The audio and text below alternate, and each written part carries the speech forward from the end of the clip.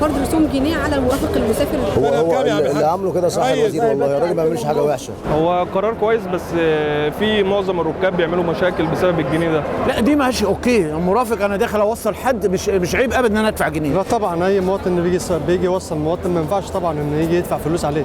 يجي ناس الجنيه ده يفرق معاها. ما فيش قرار بقى ولا مرافقين ولا اي حاجه، اللي بيخش رصيد بس، ما فيش جنيه على المرافقين ولا اي حاجه. وزير النقل تكرم مشكورا وجه المحطه ومر على المحطه، وهو اللي اخترع حته البوابات دي، علشان 70% من الناس اللي بتيجي صباحا من وجه بحري كموظفين وعمال بيجوا صباحا بيرجعوا الساعه 3 العصر، بيروحوا تاني على وجه بحري، بيزوغوا معظمهم، الاغلبيه العظمى بيزوغوا. الكمساري مسكين مش هيقدر يعمل حاجه لوحده، لو قطع لواحد 15 بيهربوا من ورا ظهره. الامن بتاع السكه الحديد بيتعرض مثلا لمواقف وحشه ومحرجه جدا يعني، بسبب مثلا كلام الراكب مثلا بيخش مثلا بطريقه مثلا عفوجيه او كده، ويعني وساعات ما بنلاقيش شرطه معانا خالص. يعني اكتر من مشكله حصلت معانا. مش انا ككمساري اتعاون لوحدي، المفروض الجمهور يتعاون معايا. شعبنا وحش، الشعب المصري مش كويس، انا بقولها لك بكل صداقه. رسم دخول رصيف هو اللي بيدفع جنيه. الراجل بيدور على مصلحه الهيئه حضرتك وبيلم ايرادات الهيئه.